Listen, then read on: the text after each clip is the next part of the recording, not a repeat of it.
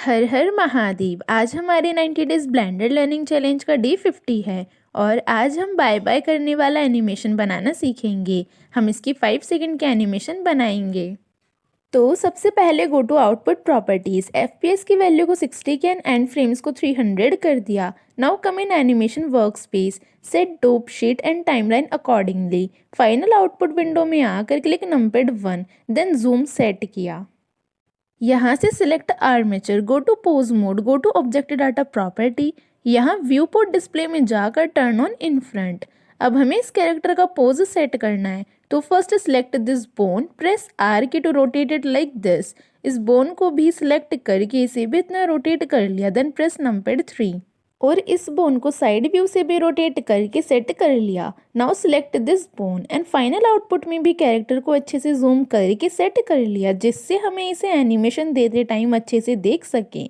अब हमें इस बोन को ऐसे रोटेट करना है जिससे इसके हाथ की हथेली ऐसे दिखाई दे जैसे बाय करते टाइम दिखाई देती है। So select this bone, press number 3, press R key and rotated. Final output में देखा कि हमारी मर्जी के अकॉर्डिंग पोज सेट हो गया, तो left click to confirm action. Now press number 1 and R से इसे इतना रोटेट कर लिया। अब इस बोन को सिलेक्ट किया एंड इसे भी रोटेट कर लिया। अब हमें इस पे की फ्रेम लगाकर इसे एनिमेशन देनी है। तो सबसे पहले सिलेक्ट दिस बोन, आर से इसे इतना रोटेट करके के की से सिलेक्ट रोटेशन एंड रोटेशन वाला की फ्रेम लग गया। अब कलाई वाली बोन को सिलेक्ट करके के की प्रेस से रोटेशन सिलेक्ट करके ऐड रोटेशन की फ्रेम। अब करंट फ्रेम में टाइप 30, देन एंटर। यहाँ से select hand bone and rotate it like this much. K key press करके select rotation to add rotation key frame.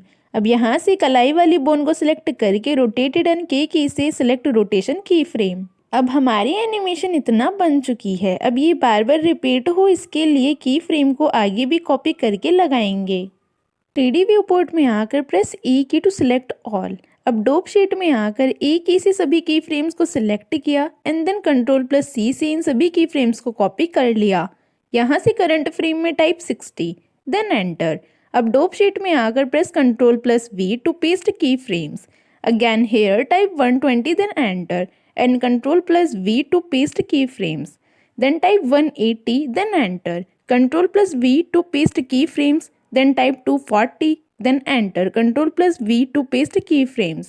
Last में type 300, enter, then paste की frame और last वाले की frame को सिलेक्ट करके डिलीट कर दिया।